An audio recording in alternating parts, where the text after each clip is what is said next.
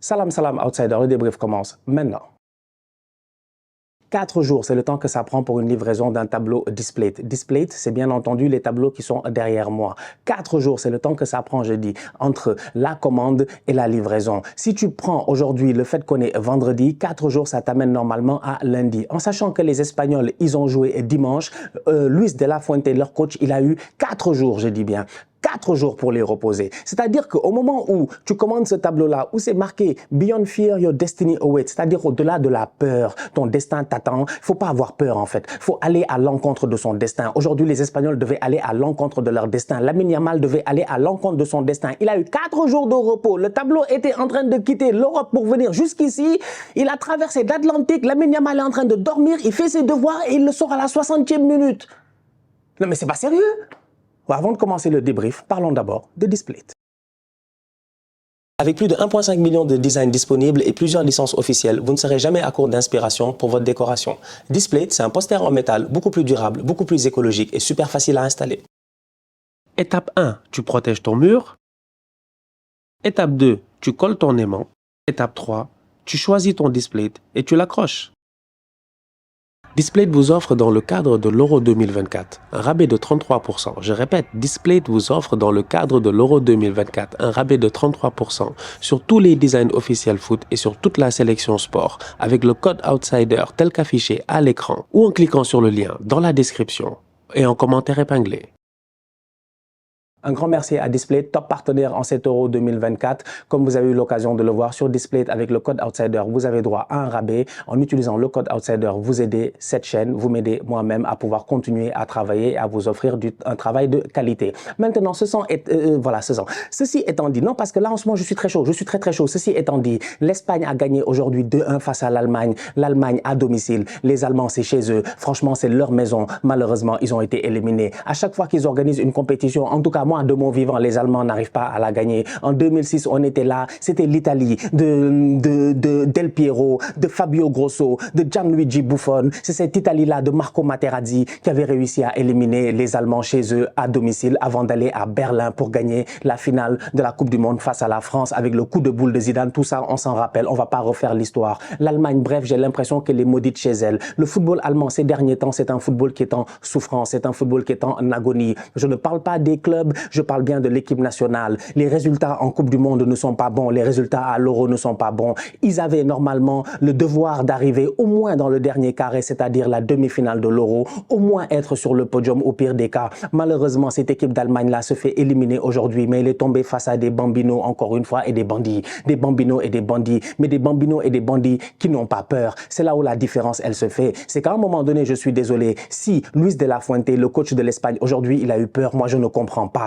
Comment tu peux oser sortir Lamine Yamal et Nico Williams alors que tu ne mènes que 1-0? À la minute où l'adversaire illégalise, tu es en situation de danger parce que tu sais que sur le banc, les boys que tu as, franchement, ils n'ont pas le niveau. Nous tous, on le sait. Mais heureusement que les boys, ils sont courageux. C'est la raison pour laquelle je dis que ces Espagnols-là, c'est leur courage qui les a amenés aujourd'hui à la rencontre de leur destin. D'où la raison pour laquelle cette plaque derrière moi aujourd'hui, elle fait énormément de sens parce que moi, j'ai vu une équipe d'Espagne courageuse. J'ai vu une équipe d'Espagne qui, si on doit refaire le film du match, a commencé la rencontre, automatiquement, ils ont essayé d'imposer leur jeu, de mettre leur football en marche, d'essayer de faire circuler le ballon, mais ils ne pouvaient pas. Pourquoi? Parce que les Allemands sont venus pour les tacler, pour les blesser. Les Allemands se sont dit aujourd'hui, parce que les Allemands, on les connaît, on connaît leur mentalité, ils sont pas bêtes, ils sont pas bêtes, ils sont à domicile, ils savent que les boys là, c'est des enfants.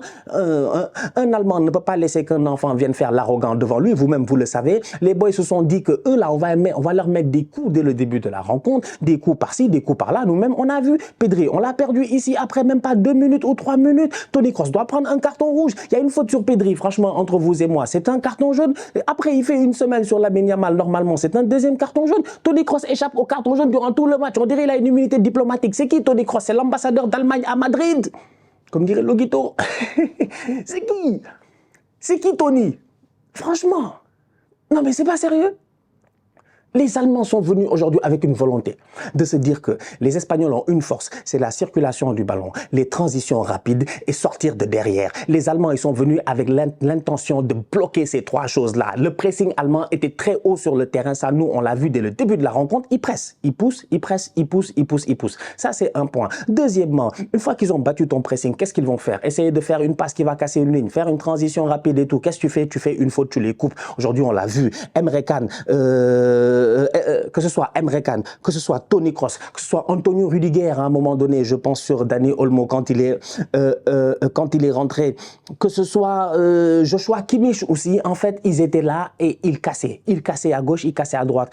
Pourquoi? Parce qu'il fallait bloquer la transition des Espagnols, parce qu'il fallait casser le rythme du football des Espagnols. Donc aujourd'hui, tu as une équipe nationale d'Allemagne qui arrive dans ce match-là avec vraiment l'intensité qu'il faut. Ils essaient, je pense, de mettre la pression, voire d'intimider les Espagnols. Et je pense qu'ils ont essayé, et au-delà de cela, ils savaient qu'ils avaient l'arbitrage en poche, parce qu'on le veuille ou non, franchement, entre nous, moi j'ai parlé ici avec des joueurs de foot dans ma vie, j'ai parlé avec des joueurs de foot qui m'ont dit que l'arbitrage à domicile, ça existe quoi en fait? C'est que faut pas nous prendre pour des tocards quoi, eux-mêmes ils savent, ils sont sur le terrain, ils savent. Donc quand tu joues face à cette équipe-là d'Allemagne, tu sais qu'elle est à domicile, quand tu es l'Espagne, tu sais que l'arbitrage ne sera pas forcément avec toi. Et aujourd'hui, j'ai envie de parler d'Anthony Taylor, c'est un tocard, déjà nous on souffre avec lui chaque année en première ligue, aujourd'hui les cartons il ne les a pas distribués.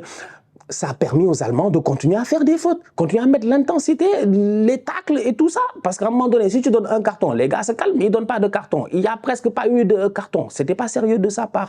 Donc, tu as des Allemands qui ont un plan de match qui est très simple, de presser, j'ai envie de tuer dans l'œuf un tout petit peu les attaques de l'Espagne, de les presser le plus haut possible et d'essayer d'être dangereux. Et aujourd'hui, franchement, c'est là où je dis, et je répète encore une fois, que les Espagnols ont été courageux. Parce que les Allemands, dans ce match-là, si tu enlèves le fait qu'il y avait des fautes, c'était le bordel et tout, l'arbitrage et tout, les Allemands n'ont pas mal joué. Les Allemands n'ont pas mal joué. La première mi-temps n'est pas mauvaise. C'est juste que sur le terrain, il y a des tocards. Kai Havertz. Ouais, mais Kai, toi aussi. Kai, la tête. Mais claque la tête. Mais Kai, combien de... Kai n'est pas sérieux. Kai n'est pas sérieux offensivement aujourd'hui, il doit se gérer normalement, il doit peser beaucoup plus, il rate beaucoup trop d'occasions. Et en plus de cela, même quand il faut perdre des ballons, il perd des ballons. Mais grave, à un moment donné, il y a une frappe de Dani Olmo parce que Kai Havertz récupère un ballon. Kimmich récupère un ballon, il donne à Kai. Kimmich court pour faire l'appel. Je dis, s'il te plaît, redonne-lui, il va partir, redonne-lui. Le boy, il revient en arrière. C'est pas sérieux. C'est pas sérieux. Non seulement ça ralentit le jeu, mais ça met en danger son équipe, vu que derrière Dani Olmo récupère le ballon, fait une frappe et d'ailleurs fait l'arrêt. Donc du coup, tu as une équipe nationale d'Espagne qui n'abdique pas parce que malgré le fait qu'il y a la pression, malgré le fait que l'arbitrage n'est pas forcément avec eux, malgré le fait qu'il y a beaucoup de fautes de la part des Allemands, ils restent très calmes. Ces enfants-là, franchement, ils n'ont pas peur. Ils n'ont pas peur. Lamine Yamal, calmement sur le côté, ballon arrive, tac, il contrôle. Il lève la tête, il regarde, il voit Dani Olmo, il lui dit, tiens, prends, claque le but. Le boy claque le but. Respect. Franchement, respect. C'est la raison pour laquelle je ne comprends pas Luis de la Fuente. Je ne le comprends pas. En fait, toi, tu joues face à une équipe. Tu dois, mais s'il te plaît, franchement, je te dis, c'est 1-0, c'est 1-0. Les gars peuvent marquer à tout moment. C'est pas comme si tu es en train de dominer le match de manière outrageuse. Tu ne domines pas le match d'une manière outrageuse. C'est un match très équilibré sur le papier, même sur le terrain. Les boys se gèrent. Les Allemands peuvent se créer des occasions et du danger à tout moment. Florian Wirtz est rentré dans ce match-là à la mi-temps à la place de Leroy Sané. Automatiquement, ça a changé les choses. Je ne comprends pas même que fait Leroy Sané dans ce match-là, alors que depuis le début de la compétition, il ne fait absolument rien de bon. Des questions à se poser sur Nagelsmann, sur ses choix. C'est comme le choix de Emre Can, je comprends pas non plus. En fait, franchement, c'était pas le choix le plus pertinent. Donc, du coup, ça te fait rentrer un Hendrik qui après, il rentre, comment il s'appelle? Hendrich, là. Il rentre et puis, il fait une rentrée qui est pas très bonne. C'est compliqué, en fait. J'ai l'impression que les gars, en fait, ils arrivent en quart, ils commencent à changer des affaires à gauche, à droite. Qui vous a demandé de changer? Sincèrement.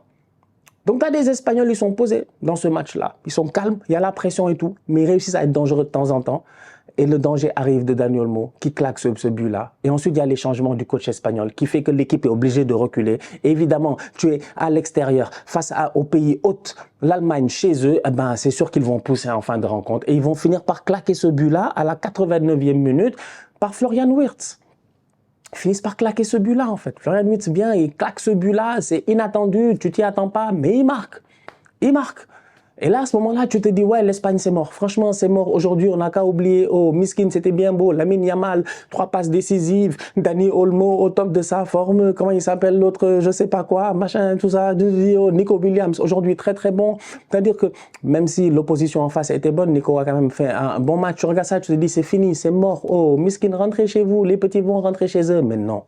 Le courage de Mikel Merino, le courage de Oyarzabal qui peut aller chercher mais un deuxième carton jaune pour Toni Kroos en début de prolongation. On est là, Toni Kroos, il pousse carrément Oyarzabal dans la surface de réparation. Ils sont retournés.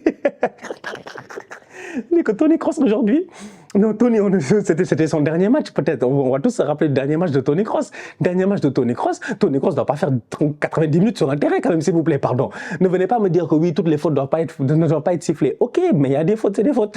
C'est des fautes. Donc, tu as une équipe espagnole qui, même en prolongation, même quand elle est menée, même quand c'est 1-1, même quand on se dit que, allez, vas-y, ils vont pas tenir et tout, les Allemands vont marquer, eh ben, tu as des boys courageux. Oyarzabal, il tente.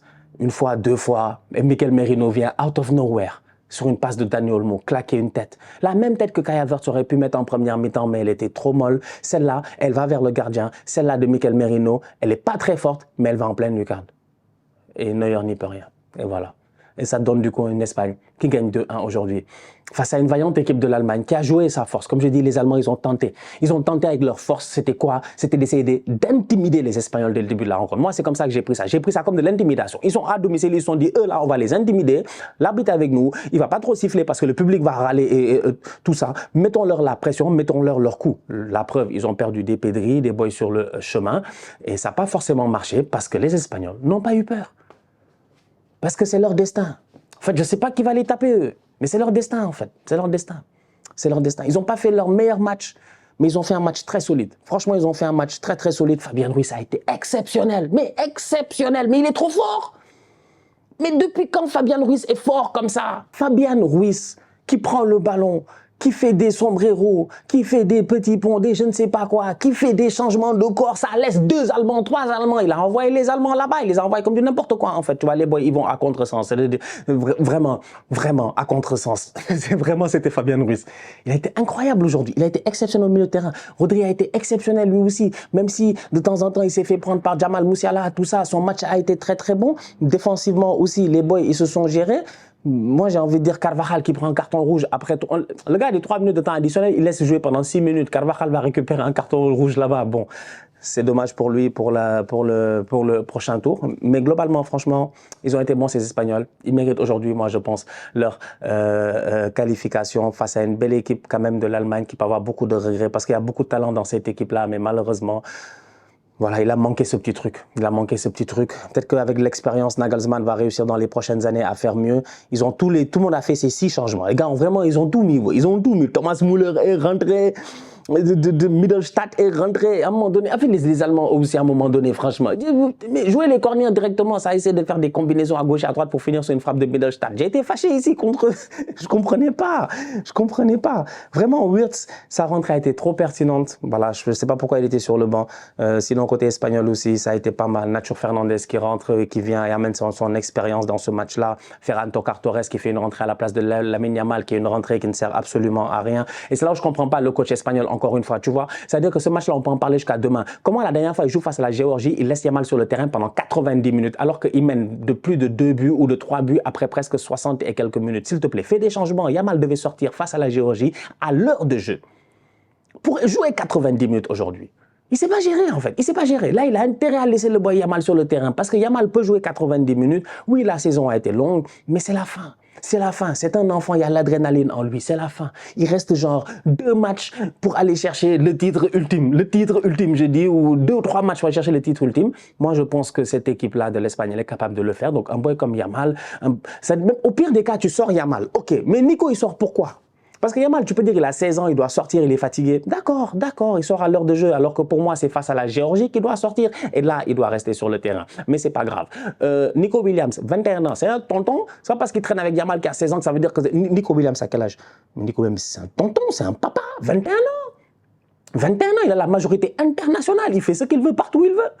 D'où il sort, lui, à la 80e? En fait, j'ai pas compris aujourd'hui Luis de la Fuente. Il a eu de la chance. Il a eu de la chance que les boys qui sont rentrés, ils ont été courageux, c'est leur destin. Bon, la famille, on se capte très bientôt pour une nouvelle vidéo. D'ici là, on continue à liker, on continue à partager. On s'abonne, on s'abonne, on s'abonne. On est ensemble, on reste en santé, c'est le plus important. Tous outsiders.